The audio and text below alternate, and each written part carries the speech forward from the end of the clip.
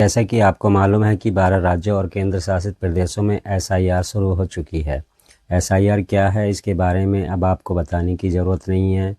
आप सभी लोग अच्छे से एसआईआर के बारे में जान चुके हैं। आपके एरिया के बीएलओ आपके घर आए होंगे, आपको भी इस तरह का एक फार्म दिया होगा। अगर नहीं दिया है तो आने वाले कुछ दिनों में आपके घर आपके बीएलओ साहब आकर आपको इस तरह के 2 फार्म देंगे।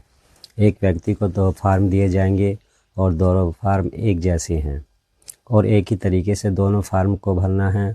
जो भी डिटेल डाली जाएगी एक फार्म में, वही डिटेल हमें दूसरे फार्म में डालनी है और उसके बाद बीएलओ साहब को देकर उनके सिग्नेचर करवा कर एक अपने पास रखना है और एक कॉपी बीएलओ साहब को देनी है। अब सबसे बड़ी प्रॉब्लम यह है कि यह फार्म तो हमें मिल चुके हैं, लेकिन बहुत सारे ऐसे लोग हैं जो इनको ठीक से भर नहीं पा रहे हैं। गांव एरिया में तो लोग एक दूसरे के पास भाग रहे हैं कि इसमें क्या डिटेल देनी है, कौन कौन से डॉक्यूमेंट्स इसमें लगाए जाएंगे, कौन कौन से डॉक्यूमेंट्स की डिटेल इसमें भरी जाएगी। वैसे तो यह फार्म बहुत आसान है, बहुत आराम से आप इसको अपने घर पर भर सकते हैं, लेकिन फिर भी लोग काफ़ी ज़्यादा परेशान हो रहे हैं। तो आइए मैं आपको बहुत आसान तरीके से इस फॉर्म को भरना बताता हूँ। कैसे भरा जाएगा, आपको भी किसी की ज़रूरत नहीं पड़ेगी। आपके घर अगर बीएलओ साहब फार्म लेकर आएंगे, आप खुद ही अपने घर पर इसको बहुत आराम से भर सकते हैं। जो तरीका मैं आप लोगों को बता रहा हूँ, इस फार्म को भरने से पहले आपको 2003 की एसआईआर यानी 2003 की वोटर लिस्ट निकलवानी पड़ेगी। वोटर लिस्ट का जो पहला पेज होगा जिसमें सारी डिटेल दी होंगी, आपकी विधानसभा क्या है, आपका ज़िला क्या है, तो वो पेज आपको निकलवाना है और आपका नाम जिस पेज नंबर पर है वोटर लिस्ट में, वो पेज आपको ज़रूर निकलवाना है। वो कैसा होगा मैं आपको अभी आगे दिखा रहा हूँ। और यह 2003 की वोटर लिस्ट आपको कहाँ से मिलेगी, आपके बीएलओ साहब जो आएंगे उनके पास ही होगी। पहली चीज़, आप उनसे लेकर फटाक से उसकी फ़ोटोकॉपी करवा लें। अगर बीएलओ साहब के पास नहीं है और बीएलओ साहब आपको नहीं दे रहे हैं तो एक लिंक मैं डाल रहा हूँ डिस्क्रिप्शन में और कमेंट बॉक्स में। पहला कमेंट है, उसमें एक लिंक होगा, उस लिंक पर आप क्लिक करके पहले आप अपने डिस्ट्रिक्ट का नाम डालें, उसके बाद आपका जो विधानसभा है उसका नाम डालें। सर्च करेंगे, पूरी लिस्ट आपके सामने आ जाएगी। आपका जो गांव है, आपका जो एरिया है, आपका नाम भी आपको देखने को मिल जाएगा। डाउनलोड के ऑप्शन पर क्लिक करके कैप्चा डाल के डाउनलोड आप वोटर लिस्ट को 2003 की कर सकते हैं। हालांकि यह जो लिंक मैं डाल रहा हूं यह सिर्फ उत्तर प्रदेश के लोगों के लिए है। बाकी लोग अगर डाउनलोड करना चाहते हैं तो इलेक्शन कमीशन की वेबसाइट पर जाकर 2003 की वोटर लिस्ट एसआईआर डाउनलोड कर सकते हैं। की कॉपी निकलवा कर आप अपने पास रखें, उसके बाद ही इस फार्म को भरें। एक और ज़रूरी बात, फार्म भरने से पहले आप अपने इस फार्म की फ़ोटोकॉपी ज़रूर करवा लें, क्योंकि अगर यह फार्म भरते टाइम गलत हो गया तो आपको दोबारा दूसरा फार्म नहीं मिलेगा। क्योंकि ये जो फार्म आ रहा है यह हमारे फ़ोटो के साथ आ रहा है। जो हमारा फ़ोटो पुराना वाला वोटर लिस्ट में था उसी फ़ोटो के साथ और हमारे नाम के साथ आ रहा है। अगर यह गलत हो जाता है तो दूसरा फार्म आपको नहीं मिल पाएगा। इसलिए इसको भरने से पहले कम से कम 2 फ़ोटोकॉपी ज़रूर निकलवा कर एक्स्ट्रा रख लें। अगर एक गलत हो जाता है फार्म तो हम दूसरे फार्म को ठीक से भर सकते हैं। आइए अब मैं आपको इसको भरना कैसे भरना है। कुछ इस तरह का फार्म दिखाई देगा। ये जो आपको दिखाई दे रहा है यहाँ पर जन्म तिथि आपकी जो भी है वो यहाँ लिखनी होगी। उसके बाद में है आधार संख्या आपको यहाँ लिखनी होगी। उसके बाद में मोबाइल नंबर, जो आपका मोबाइल नंबर हो वो यहाँ लिखना होगा। उसके बाद में पिता अभिभावक का नाम, पिता का नाम यहाँ लिखना होगा। उसके बाद में पिता अभिभावक का ईपीआईसी संख्या वो यहाँ लिखनी होगी।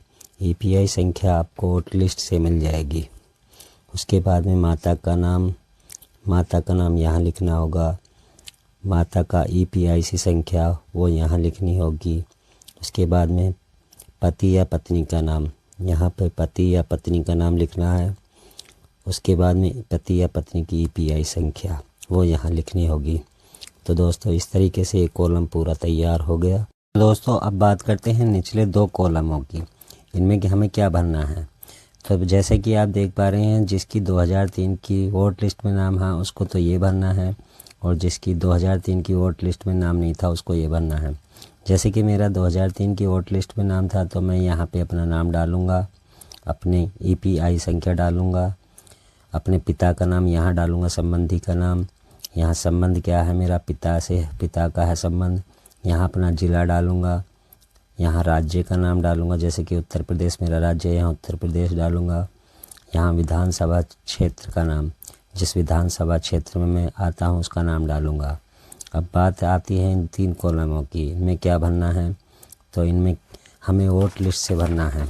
जैसे कि मेरी वोट लिस्ट है, इस वोट लिस्ट में मेरी विधानसभा है 376 और भाग संख्या है 82। तो मुझे क्रम संख्या हमें यहाँ से मिलेगी।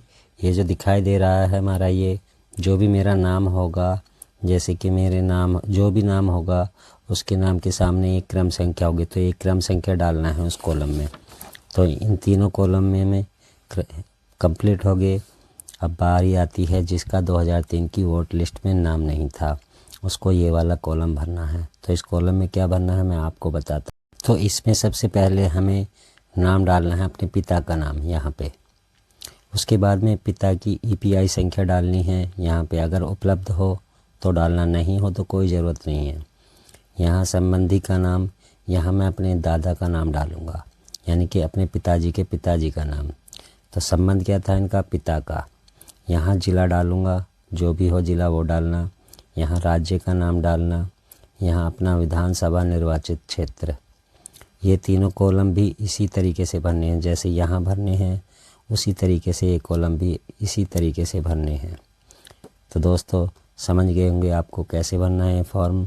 तो इस तरीके से आप बहुत आसानी के साथ घर पर ही अपने इस फॉर्म को भर सकते हैं, किसी के पास जाने की ज़रूरत भी नहीं पड़ेगी। बस आपको 2003 की वोटर लिस्ट निकलवानी है, उसका पहला पेज निकलवाना है और उसके बाद PDF में आपका नाम जिस पेज नंबर पर होगा वह पेज नंबर निकलवा कर अपने इस फॉर्म के साथ आपको अटैच कर दें।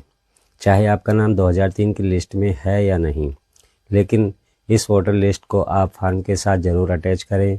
और अगर आपका नाम 2003 की लिस्ट में नहीं है तो आप अपना एक ID प्रूफ भी इस फॉर्म के साथ लगाएं।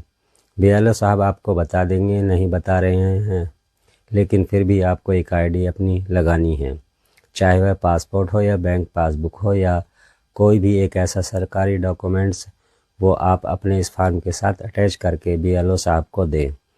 उनके सिग्नेचर कराकर एक कॉपी जो है वो अपने पास रखें। 2 फार्म भरे जाएंगे, दोनों एक जैसे होंगे, तो बहुत आसान है, किसी के पास जाने की ज़रूरत नहीं है और इसको भरना बहुत ज़रूरी है।